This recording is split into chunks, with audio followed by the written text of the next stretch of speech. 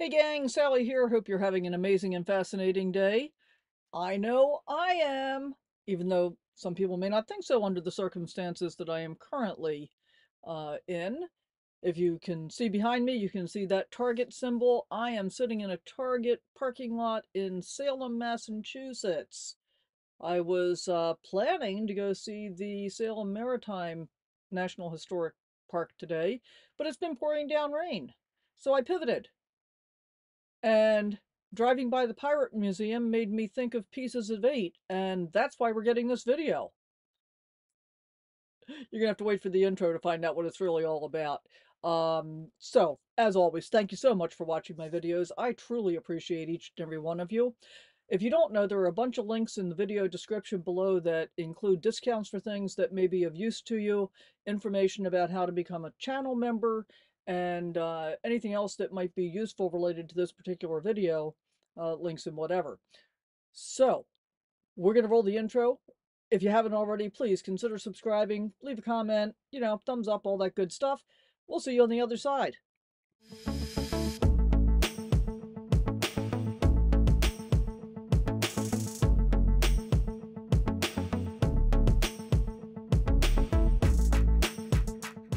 Okay, looked at the weather forecast and it said it was pretty much going to be pouring down rain all day today. I'm like, that's not really what I was planning on. And it's very different from what the forecast said yesterday. Yesterday I was in a Home Depot parking lot overnight, so that's where I woke up this morning. And I thought, well, I can wear my raincoat and go do what I was planning to do anyway. But I also realized that I was kind of in desperate need to do my laundry. Well, not desperate yet. I had a couple more days before I would be in desperate need of doing laundry. But I thought, it's raining today. Rather than having to figure out someplace later to do your laundry, why not do the laundry, do some house cleaning, get caught up on a few things, all that kind of stuff while it's pouring down rain. So that's what I did. I got to the laundromat this morning. That went super, super well. It was overall a great experience. And then I came over to the Target parking lot because, hey, I hadn't been in this one yet. And I decided to just kind of sit here and get some stuff done, finish folding the laundry, make the bed, yada, yada, yada.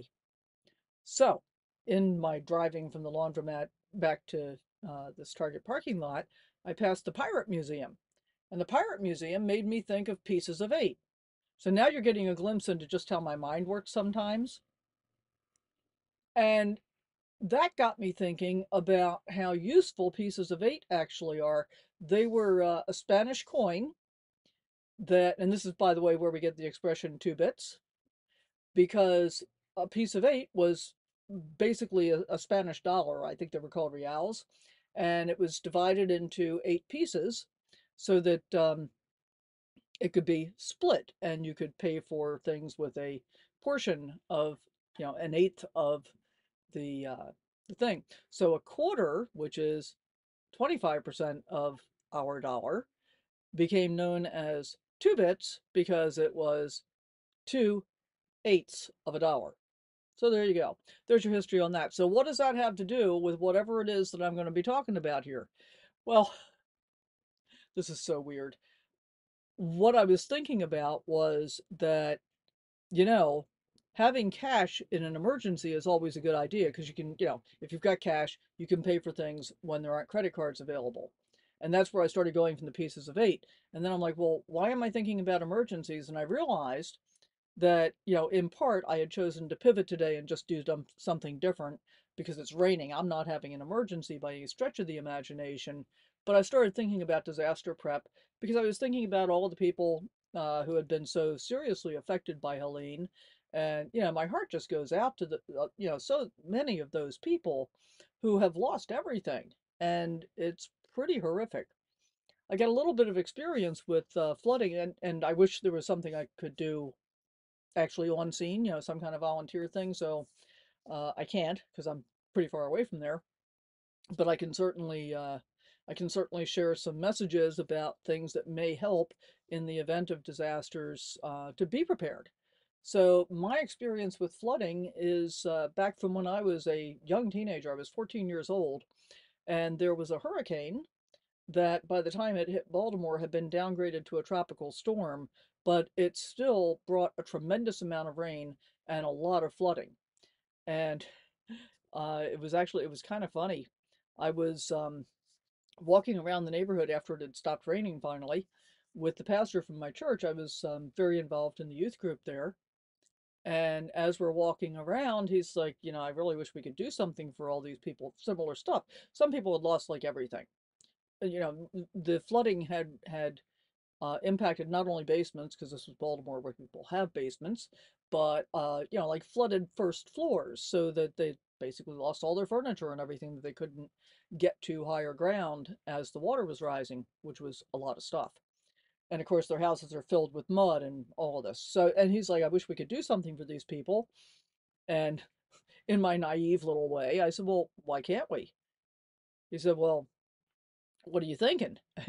And this is my 14-year-old me, but my 14-year-old me is still very much my current me. And so I said, well, we've got all these kids in the youth group. We can certainly get crews together and help these people clean up their houses. And then I started, and so we actually started calling people because, this is long before internet or, mass media or, social media, that kind of thing. So I started calling people and having them call other people because we already had phone trees set up for various different things and to get as many people as we could to come to the church. But then, okay, so we're going to send all these people out to volunteer to help clean, but we needed cleaning supplies and we needed implements and all that stuff. So I started calling local businesses and I started getting donations. And I mean, it was kind of phenomenal actually. I got donations from all kinds of places, and the one that cracks me up the most, I got, food, and we had the like women's group came in from the church, and they started preparing meals because we had a whole big kitchen and fellowship hall and everything. They started preparing meals, and then people from the neighborhood that we were trying to help were able to come and get a hot meal, and the people that were volunteering to help the neighbors were able to eat as well. I had probably I don't know, I think probably almost 18 or so members of my youth group were staying overnight at the church with me. Um, we did this for like 3 weeks, trying to get these people back up to speed. It was quite the experience. My favorite part of the donations though was I'm running around in, cut off shorts and a tank shirt, and one of the donations that I had secured was a tractor trailer full of Coca-Cola products. And so the driver pulls into the parking lot and he's out looking for my name to sign for this delivery. And there were a lot of adults around because, once we got this going, we had a lot of adults come in and they were helping as well. We had all kinds of stuff. In fact, I was on the news quite a bit, like almost every day for about 3 weeks for, what we had been able to accomplish in such a short period of time. So the driver from the Coca-Cola truck is looking for me to sign off on the order, and even the adults were pointing me out periodically. This happened apparently like 3 or 4 times until finally an adult dragged the driver over to me directly, and he just looked at me. He said, "You arranged for this donation?" I said, "Yeah." He said, "I'm shocked." He said, "Coke never does this. They just never do it." So I just signed it and thanked him, and I said, "We really appreciate this." And out of all of that bad, the whole horrendous flooding thing came some good, and we were able to help a whole lot of people. Everybody was appreciative, and I was, you know, obviously really, really pleased to be able to be instrumental in that.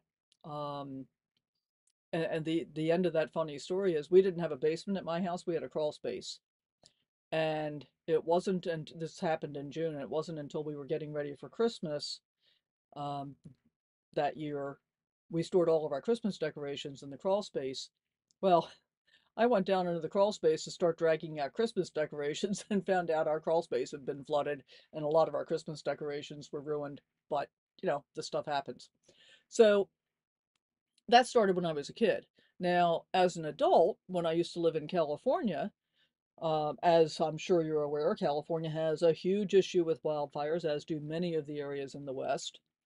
And I was running a community emergency response team for quite a while. We had an experience where we had a a fire that came up through the backcountry in September, and it was burning pretty rapidly.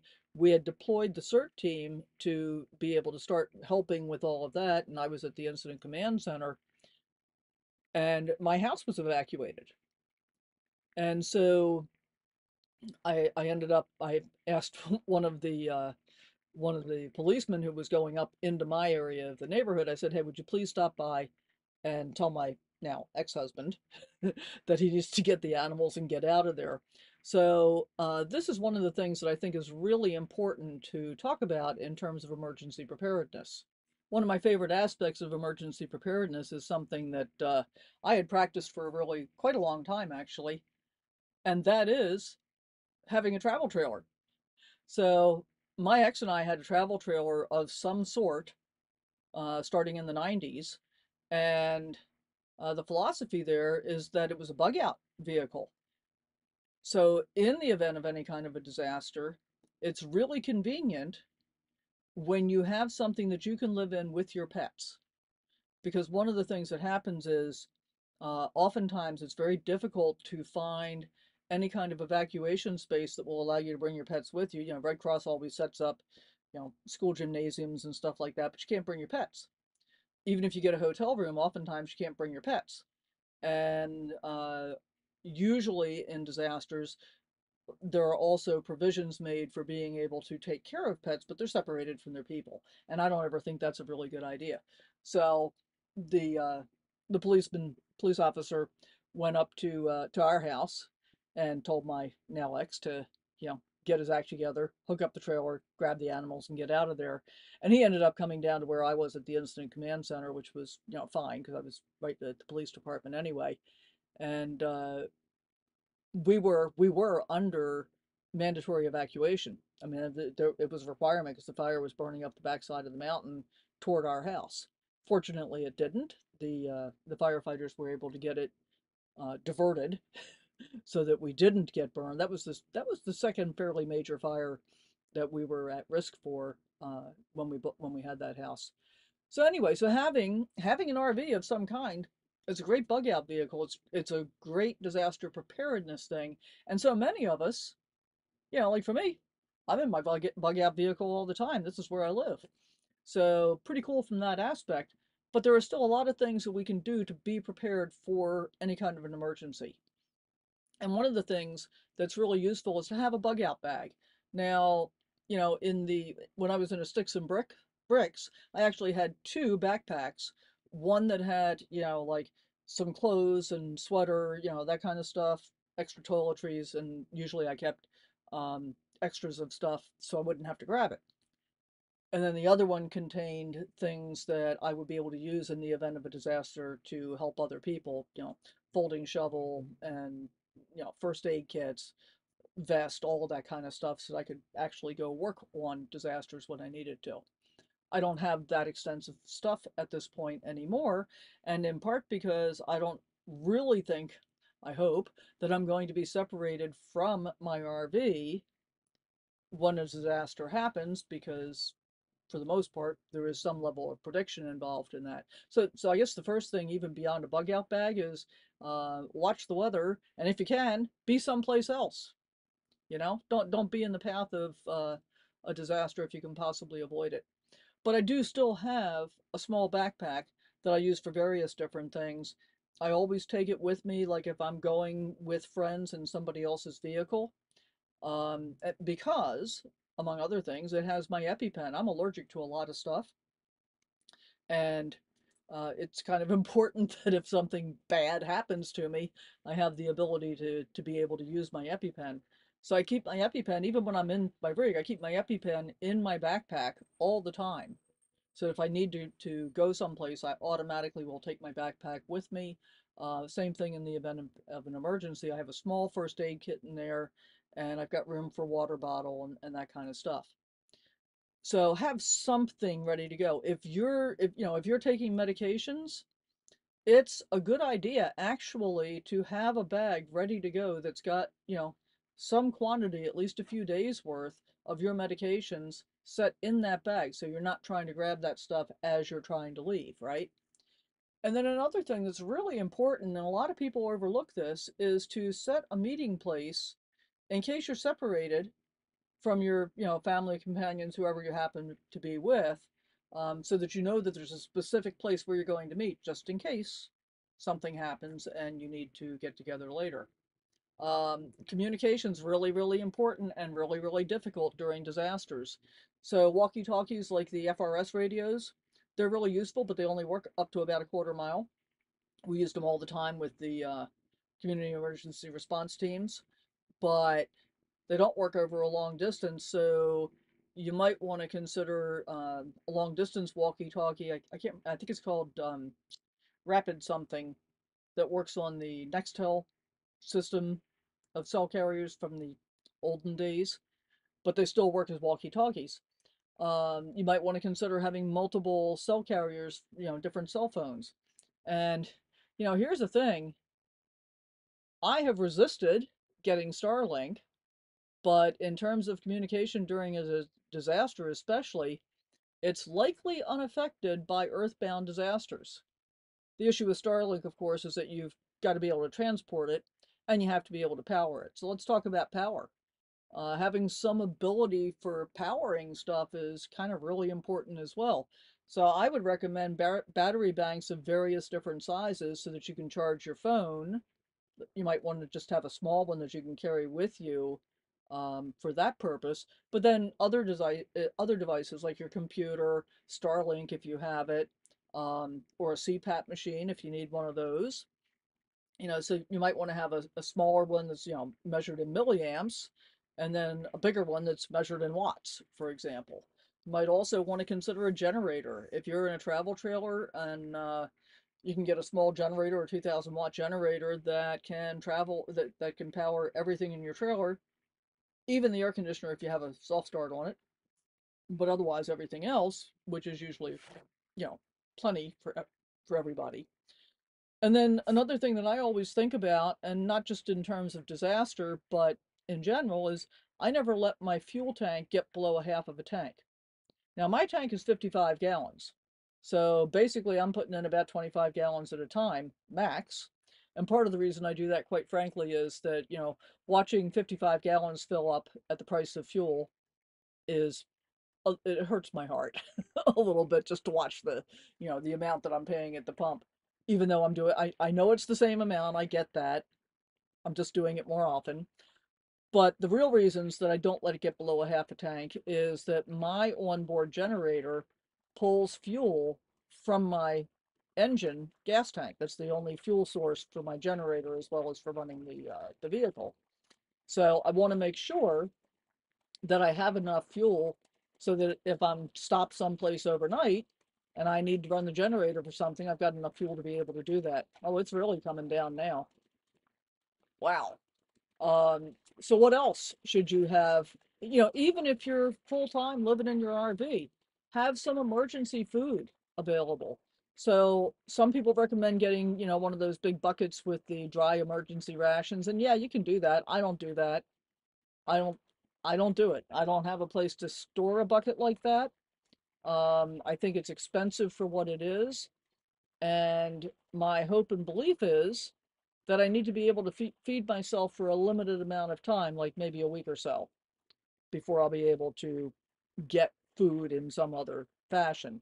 So what I do instead is I have canned meat and fish. Like I have canned chicken, I have canned tuna, I have, mackerel and herring. I like herring. So I keep canned meat and fish around all the time. I keep a few canned vegetables and I keep dried beans and lentils and rice. Now, my refrigerator is pretty much always pretty full. I could probably eat out of my refrigerator and freezer for 2 weeks before I ever have to start getting into any of the emergency stuff. So, I mean, realistically, I could probably eat for a month without being able to get to a grocery store. Would it be enjoyable? Not so much. Would it keep me functioning? Absolutely. And so that's the way that I handle it. I don't have the room and I don't have the desire to spend the money for the bucket of emergency rations stuff. But the next big issue is water. Oftentimes in disasters, whether it's floods or fires, water may become unavailable. So it's always a good idea to have, at least several days supply of water available for, on board, and be prepared for filtration. Now, my method is I use a Berkey water filter, and that's one of the things there's a link for in the description. I am an affiliate for Berkey, but I've been using a Berkey water filter for much longer than I've been an affiliate. Uh, and one of the things that I like about it is that it can take pretty much any water and make it drinkable. And so that's what I use all the time. I drink not from my water tank directly, but I filter it through my Berkey, and I use that water for drinking and cooking. And I know that I typically go through about 2 gallons a day that way. So now we're back to pieces of eight. Because I was thinking about the whole cash thing, right? And how paper money could become not useful. Depending on what the disaster is, what the emergency is, paper money may not be able, nobody may want it. And you're thinking, what about credit cards? Well, credit cards are going to be among the first things to go, because if we've got power outages and stuff like that, nobody can take credit cards. That's not going to work. So I would also think about, maybe a small quantity of other portable valuables, like maybe gemstones. And, when we're thinking about pieces of eight, well, maybe some gold or silver coins in, I would say, relatively small denominations. And of course, when you're carrying this kind of stuff, you might want to have a way to secure it. You might want to have an onboard safe, just saying. Which can also contain, and I'd make it a small one because you wanted something that you can, I think, that you can hide away, but if you've got an emergency and you actually have to leave, you can grab it and take it with you. With a big safe that you've got bolted down, you're going to be trying to get stuff out of it. And if you're in a rush, that's not what you want to be doing. Make sure you've got passports, driver's licenses, anything like that. And the other thing that I do to, mitigate a lot of this for me is all of my stuff like driver's licenses, passport, all that kind of stuff is photographed and on my phone. So worst case scenario, I can still show documentation even if I don't physically have it with me for some reason. So what's this all come down to?